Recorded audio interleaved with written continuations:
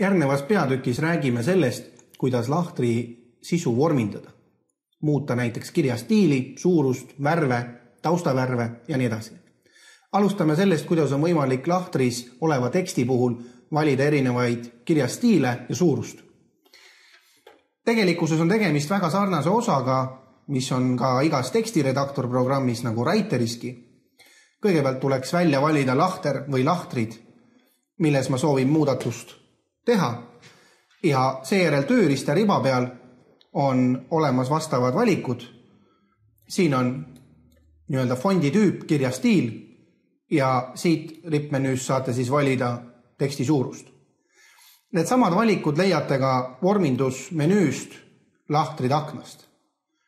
Ja kui see aken avaneb, siis tuleks jälgida, et meil on aktiivne font, sakk.